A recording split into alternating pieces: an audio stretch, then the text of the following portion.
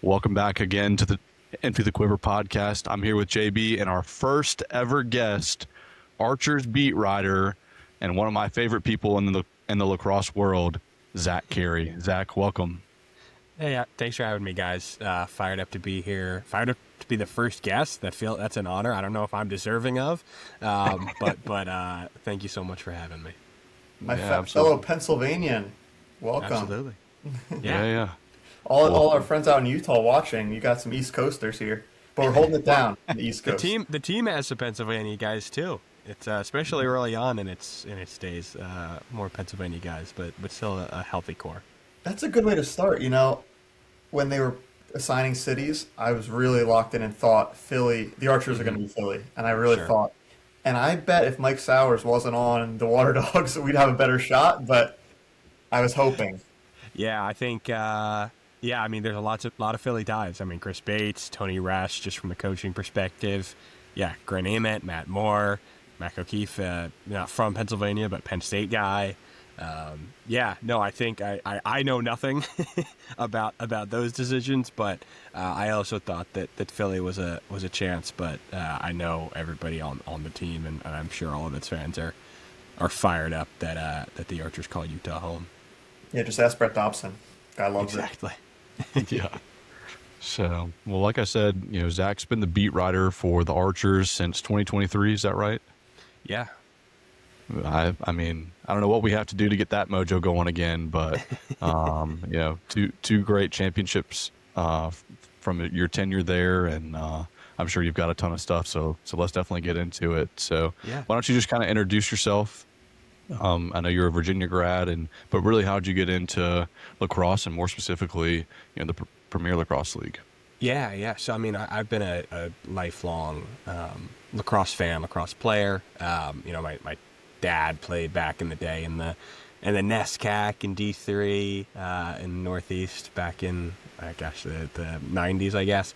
And so passed it on to me, and my mom went to UVA, so we've always been diehard Virginia fans and Virginia lacrosse fans. And then, whatever, played through high school, went to the University of Virginia, started doing some sports media stuff in high school and college. And then when I was a sophomore, I saw one Joe Keegan tweeted out that the league was hiring beat writers. I was a fan of the league. I was a fan of the MLL back in the day. Big Chesapeake Bayhawks guy. If you know, you know. 6-time champs. But then had the opportunity to come on as a beat writer. And when Joe and the team asked me sort of who I was interested in covering, it was the Archers for me because, for one, my dad actually, for 1 year, was on the staff for the Charlotte Cobras in the NLL. Or maybe it might have been the MILL, but it was the Professional Indoor Lacrosse League back in the day. So the Charlotte Cobras were a 1-year franchise, and their team captain was one Chris Bates. So my dad and Chris Bates go a ways back. And also as a UVA guy, Matt Moore was on the Archers, Jared Connors was. I'm trying to think if there was someone else at the time, but I'm drawing a blank. But those two guys I'd worked with and covered before. And so, I started as the Archers beat writer in 2023 and have had a variety of roles with the league in addition to that since. I love the PLL, love covering the Archers, and I guess that brings us to here. I love what you guys are doing. It's awesome to see. I think there are a couple teams now with podcasts, or maybe the Archers are the only one. I'm not exactly sure, but it's awesome to see, more media sort of rising up around the league and covering these individual teams. Yeah. No, that's great. I didn't realize that your dad had that connection to Bates, so that's really really awesome. Cool. Yeah, I'd like to think that didn't help me get it because I was sort of already brought in once that decision was made and didn't connect with Batesy until after the fact. But it definitely greased the wheels with my relationship with him, which has been helpful. Does that make it easier to get a hold of him? I know there are some guys on the team that are just nightmares to get a hold of. You don't have to call him out by name, but I mean, just blink twice if you need help. I know Coach Bates. I mean, he's easy to get he always responds if not within minutes, within hours. So he's easy to get on the phone, and we've had a lot of conversations over the last nearly 3 years, I guess. No, I mean, the thing about the guys on the Archers, they're all so great. I mean, there's so many guys that I feel like I've built really solid professional and in some cases even personal relationships with. I mean, Ryan Ambler is another Pennsylvania guy. I can't believe I didn't shout him out earlier. His dad founded my high school program back in the day, which is kind of nuts. And I didn't realize that until training camp in 2023. Most guys are pretty easy to get a hang of. Some guys a little bit busier. No hate. I understand. Maybe don't love the interview stuff, but no, for the most part, this team is awesome to cover. Yeah, it's really cool great. how many connections you have. That's awesome. Yeah, it kind of worked out randomly like that. Well, maybe not randomly, but yeah, no, it's it made my life sort of coming in and covering the team easier because Matt Moore and Jared Connors knew who I was, and Ryan Ambler quickly established a rapport with Coach Bates. So it's a team of really good guys. Yeah. Well, so can you take us through kind of like a week or, basically from your idea to write a story to interviews and writing and all that? Take us through just kind of the whole cycle of putting out a story.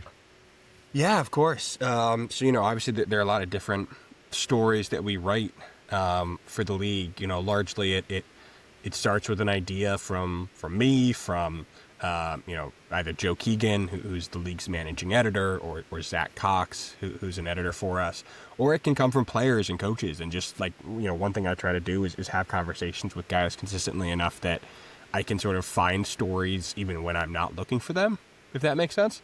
Like one that we did last year was sort of how Mason Woodward was drafted, and sort of how Piper Bond and Connor Marr went up to the coaching staff after the 2023 championship and said, hey, we know Matt McMahon is retiring. We need to go draft Mason Woodward.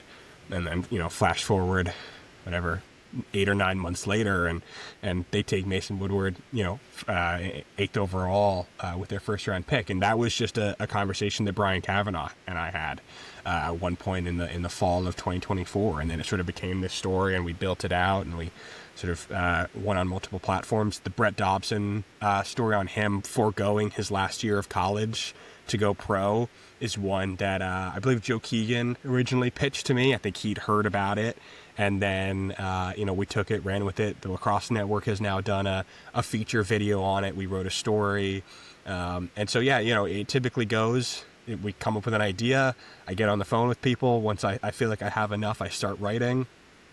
Goes through a couple stages of editing, and then we put it out there. There's a couple stories that are near and dear to my heart that I've written since starting as the Archers beat writer, and happy to talk about those. But that's typically the process and how it unfolds. Yeah, I'm sure we're all. Know about Woodward before the draft, or did you find that out after the draft happened? Like were you watching, thinking, are they going to take the guy that they've asked them to take? I did not know that. This team they keep their cards very, very close. So there's very rarely information that can be shared publicly that is shared with me. Sometimes I'll get a tip or a nod in a certain direction, but around draft season, I'm typically just about as clueless as everybody else. And, I've reached a point where, I don't want to, maybe I shouldn't characterize myself as clueless necessarily. I feel like I have I can provide good educated guesses, but I don't have intel, I guess is what I'm trying to get across there. So I didn't know about Woodward in the moment. I was surprised by the pick. I'll say that. Like I think I said on Twitter, I thought they were going to take TJ Malone. It made a lot of sense to me. The Penn State connection, Yep. It felt like it was an opportunity for them to just sort of get juice on offense. And then they had those 2 second-round picks where they could, shore up the shorty room, get a poll. And I thought they were, but things obviously worked out. They won a championship that year. So, no, I didn't know about Woodward in the moment.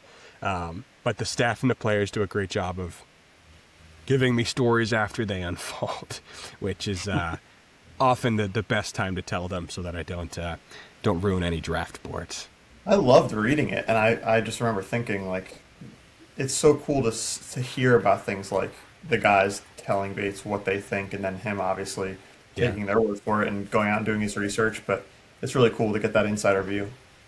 Yeah, I mean, I remember one story that Chris Bates told me that this was, I think, during the 2023 season. We didn't write about it until 2025. Sort of tells you how long, sort of how slow how these stories can kind of just develop over time. Is that the Archers were eliminated by the Chaos in 2022, right in the playoffs, and Chris Bates remembers leaving the hotel that they stayed at and seeing Challen Rogers and Mac O'Keefe walk past him in the hotel. He didn't say anything because tampering period was definitely not started, but he just saw them and he thought to himself, those are two guys that we're going to target, and those are two guys that could maybe help us turn this thing around.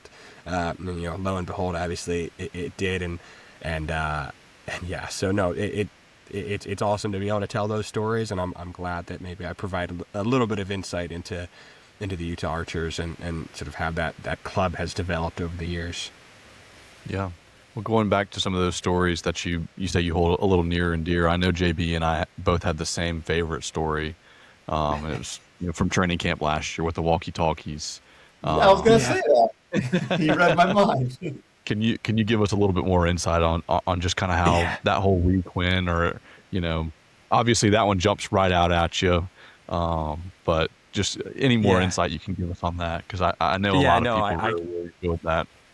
I can absolutely provide some insight on that one. Yeah, so that was, that one is I hold close for a number of reasons. I have to be careful about, as you can probably tell if you read that story, there was a high degree of secrecy involved with both the walkie-talkie culture, but also in reporting around the walkie-talkies. So I will provide some more context and storytelling.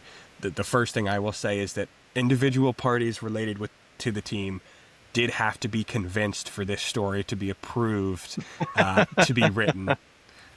Particularly veteran members of the team that were originally not so happy about it necessarily being reported, and so certain people required some coaxing and some convincing and some pitching, and eventually it was approved.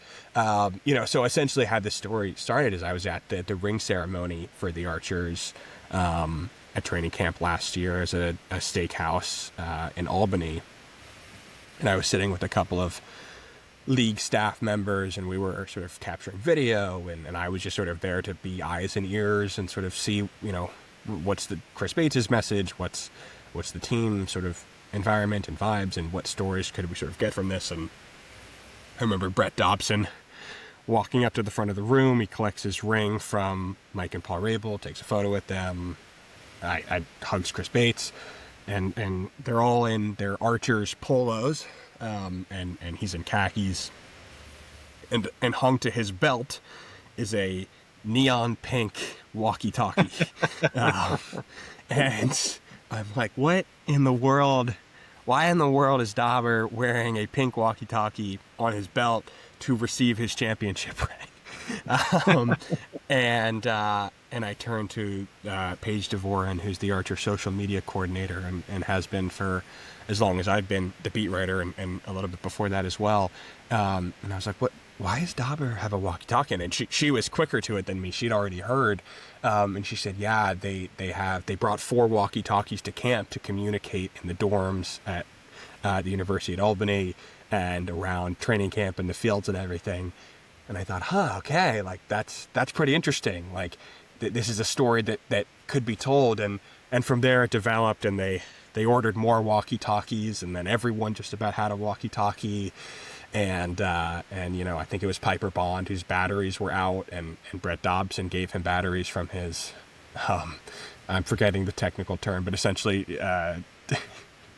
the batteries, gosh, what is it called? From his insulin pump, right? Yeah, from his insulin pump. That's what it is. Sorry, I was blanking on the word insulin. Hold up. He pulled the batteries from his insulin pump to refill the batteries. So yeah, Daubers is diabetic. He pulled the batteries from his insulin pump, gave them to Pipe to put into his walkie-talkie, so essentially because Tom Schreiber told. No, Tom does not confirm this story, but because Tom Schreiber told Piper Bond that he needed to be up and running by 7 p.m. and Pipe didn't have the time to make a run for batteries, so Dauber Dauber pitched in, and an unnamed source said that's just the type of teammate that Dauber is. That's dedication, for sure. Yeah, absolutely. And so, I think one of my favorite memories from writing that story is I ran into Dauber as he was leaving the locker room at training camp one afternoon, and I said, "Hey, can I talk to you about this story?" And I was it was when I was collecting interviews and trying to sort of see if this could be a story.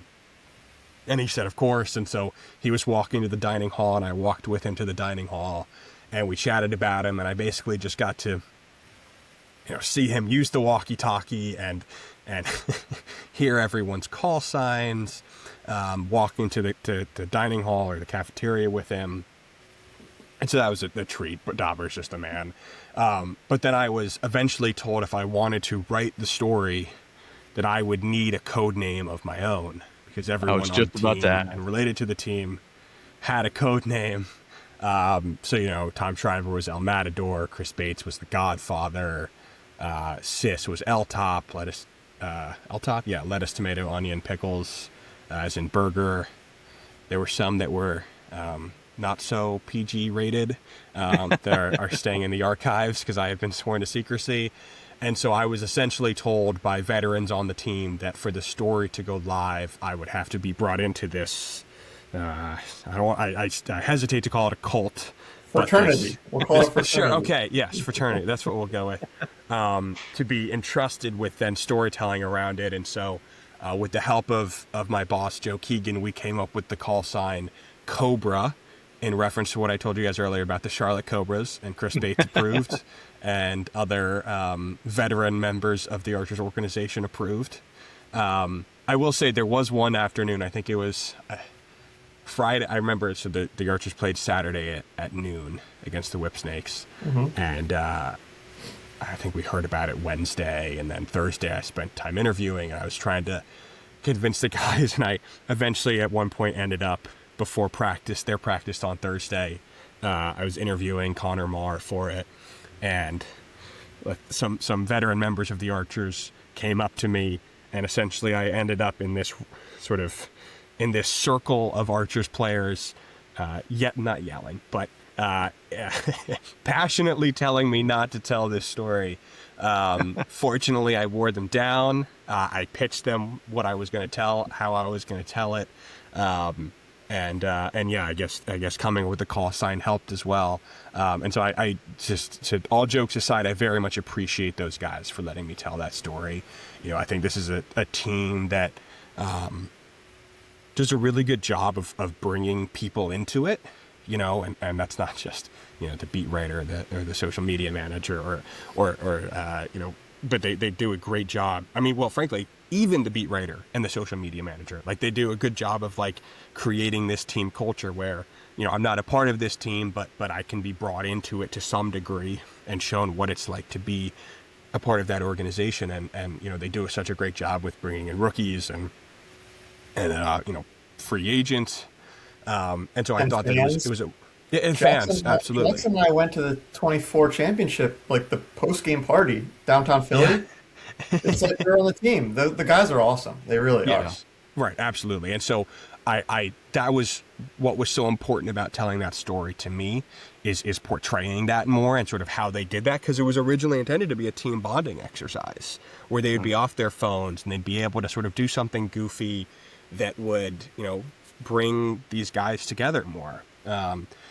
And so, I got the approval from the guys to write the story on Friday, and I rushed to interview Dauber and Brian Kavanaugh, and I don't think Batesy went on the record with me. I don't think he wanted to, which I don't blame him.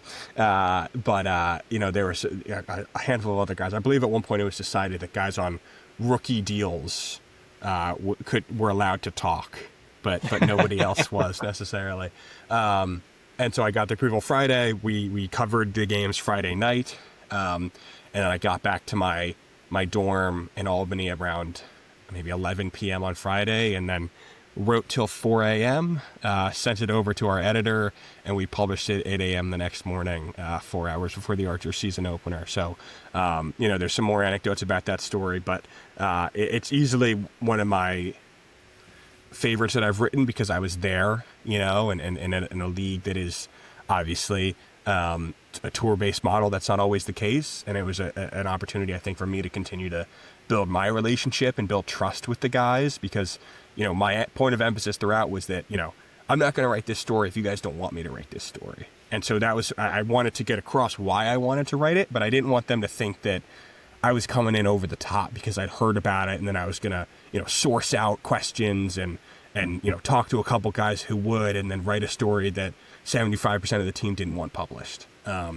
And so I reached a point where they trusted me with it and they thought that it was fun enough and funny enough for it to go. And I think that hopefully it provided some color about the Archers and their team and their season, even if it, maybe didn't go exactly how people wanted it to.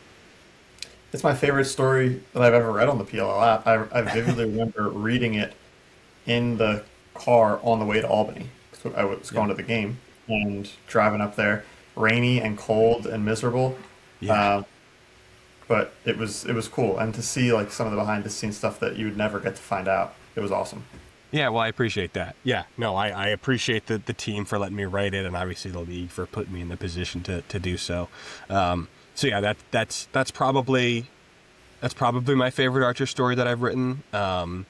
Just because of sort of what had to happen for me to do it and sort of what I got to be there in person for. And now I'm trying to think of others, but yeah, no, that's sort of the details on that one. Yeah. Well, I mean, as much as you are, behind the scenes, so focused on, maybe not as much, what's the next story, but I mean, do you just have like a moment that just sticks out to you as just a fan of the Archers? Obviously the championships were great, but is there anything else that just really sticks out to you? Like, man, these guys are just so much fun to watch, and I'm so glad I get to be a fan too. Yeah, no, it's a good question because there's a line that has to be towed between fan and beat writer and media, but at the end of the day, I'm a lacrosse fan, and I like these guys, and while I wouldn't say that I'm necessarily always like.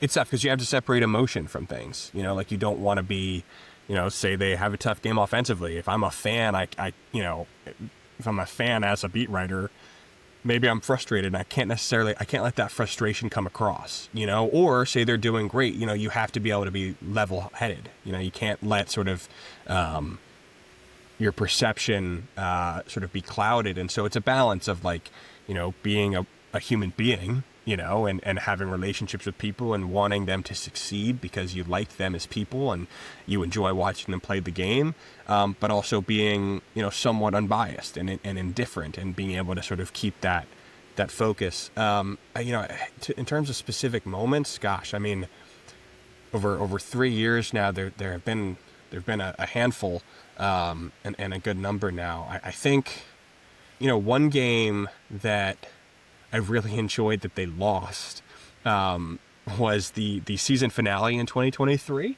when they lost to the Water Dogs in overtime in Salt Lake City. And it was sort of like, it felt like one of those, like, okay, like good to get a loss. Like they confirmed a 1 seed. It was just epic game, like Archers and Water Dogs, sort of like the Outlaws and the Atlas last year. Like it just felt like that was going to be the championship. And there was also just this feel, and maybe it's because of what's happened since, that it felt like Salt Lake City there was real potential there, from a league perspective, where the stands were packed and there was energy and there was emotion. It was this awesome setting and it was this awesome game between the two best teams in the league at the time. And then, I flash it forward 2 years later. I think probably my favorite individual moment I don't know, that Tom Schreiber game winner in the 23 championship is pretty special, and that Brett Dobson save. But Bo Pettersson's pick six in that game, and just the roar of the crowd for the hometown kid, playing in front of friends and family. That first home weekend, I think, was really special. That clinched the 1 seed for them. So I think those two games in Salt Lake City sort of stand out to me. Maybe not both wins, but two that I think are still pretty incredibly prevalent in the team's history.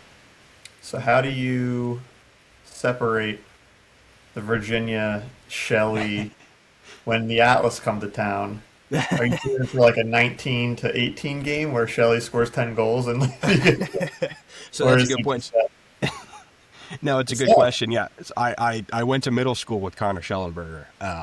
Actually, in Charlottesville, I spent some time in my childhood growing up there. So, he and I have built I think a solid professional relationship, like I have with some guys on the Archers, and people have probably seen. I've written about other teams. I wrote about the Atlas a lot last year after the Archers were eliminated. I was sort of I wrote about Shelley. I wrote about Xander.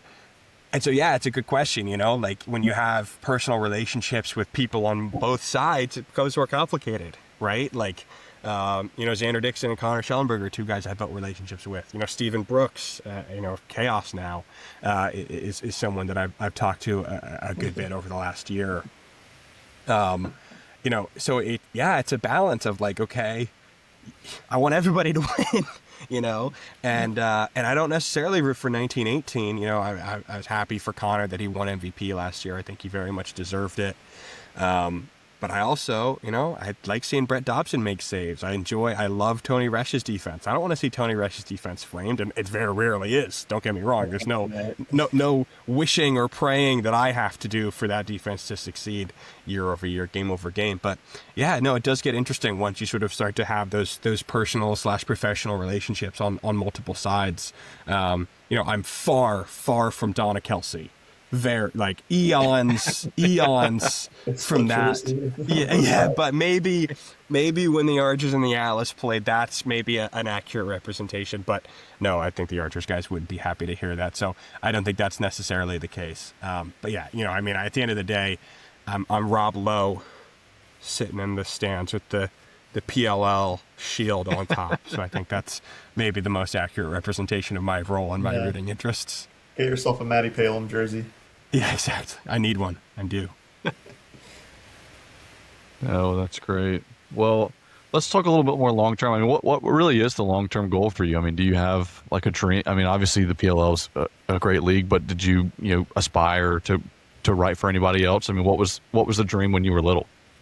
Yeah, it's a good question. When I was little, I wanted to be a professional lacrosse player. I wasn't good enough though to do that, obviously. And so, yeah, it's funny because I was actually asked that question when I was interviewing to become the Archers beat writer. I forget if it was Joe or someone else who asked me, like, what's your dream job? I think is essentially what I was asked. And I gave two answers. I said, well, I'm a diehard Philadelphia Eagles fan. I grew up an Eagles fan when my grandmother would show me pictures of cartoon animals in books, and she'd flip through them, and she got to the eagle. I said, football. I think said eagle. Not the smartest, not the sharpest tool in the shed, but I knew where my fandom was, where my loyalties lie, and so I've loved the Eagles for a long time, and I think that the Philadelphia sports market is an incredible one and a difficult one, and so I'd love to break into that one at some point, potentially.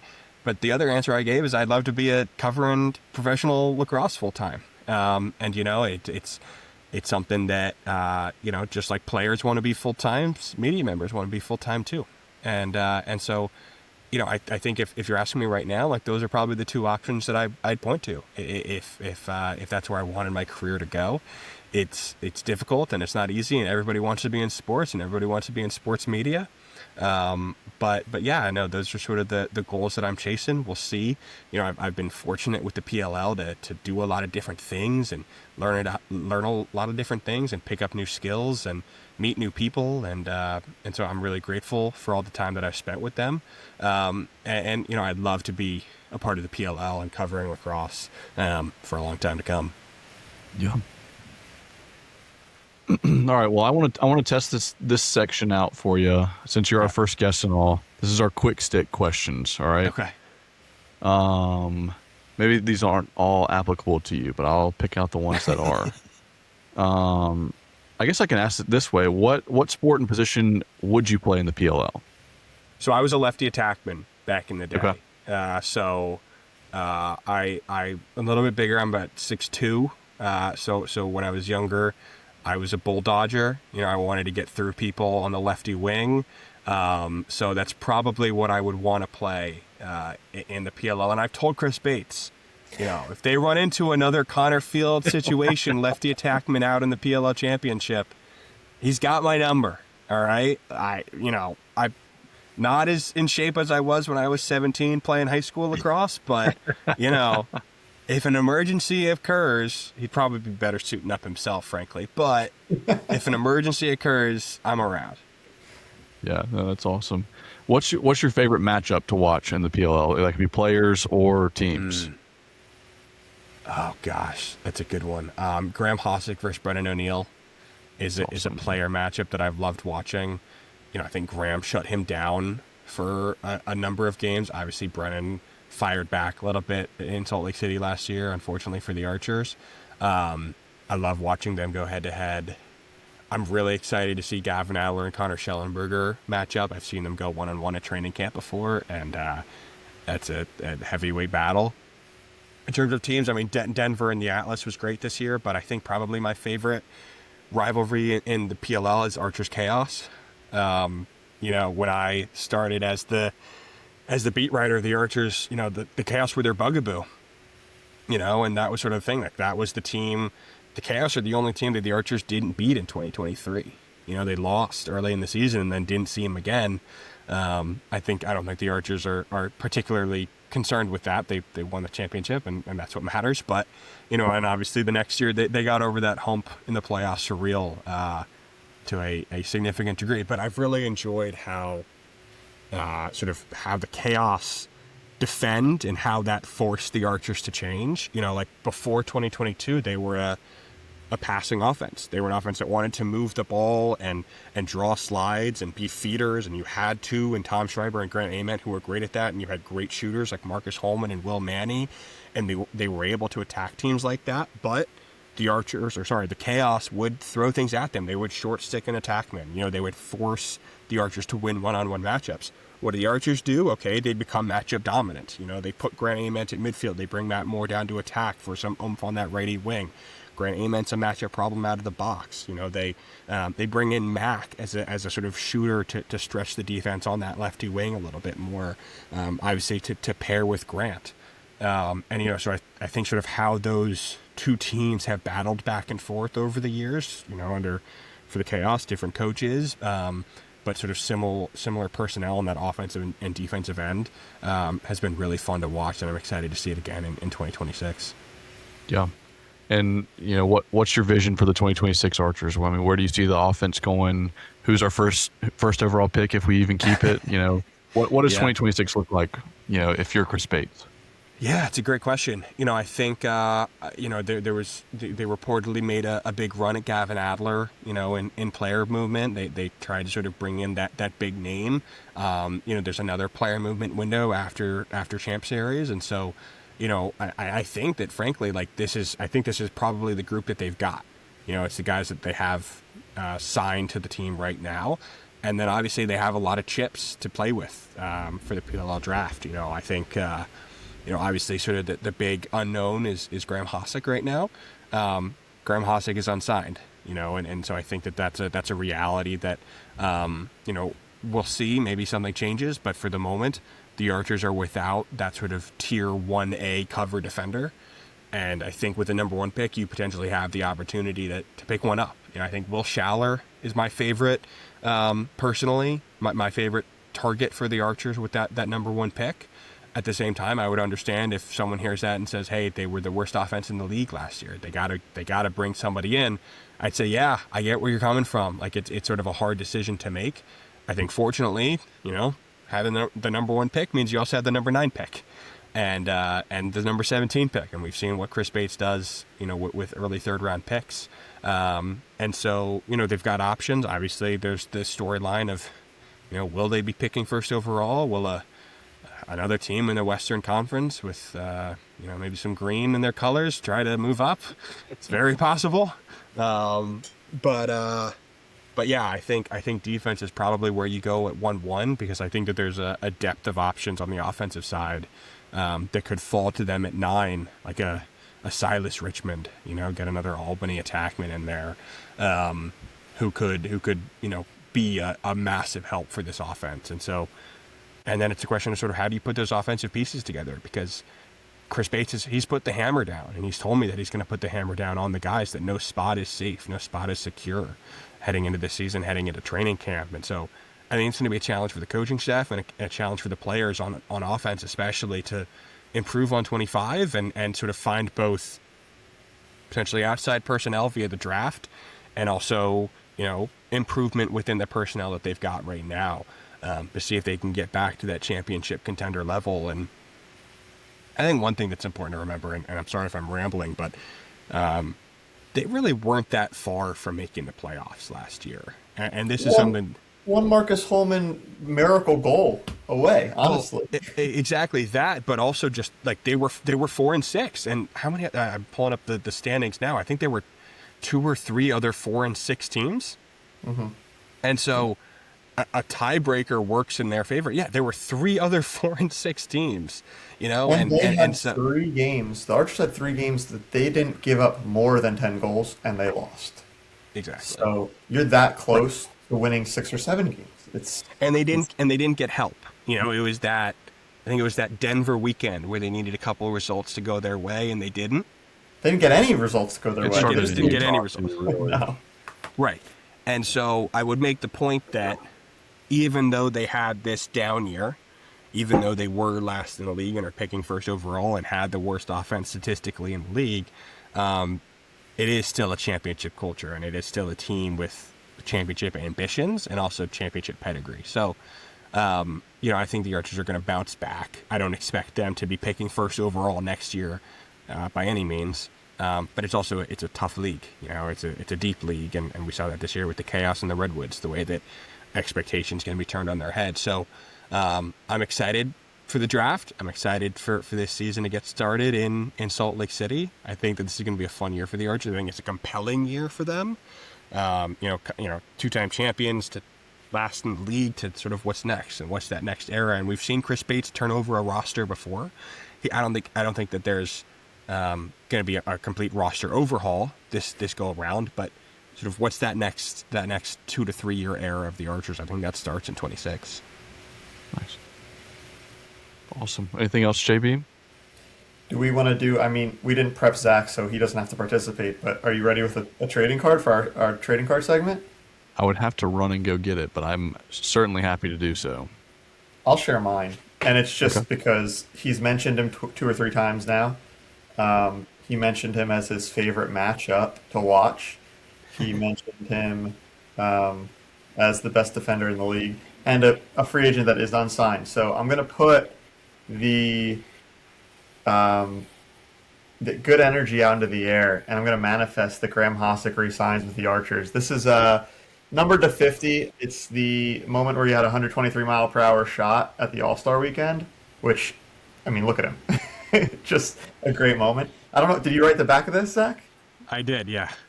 So Zach, as the beat writer, this is his doing his work, so it makes sense. And that's coincidence. I picked this before we got on, so that's my card of the episode.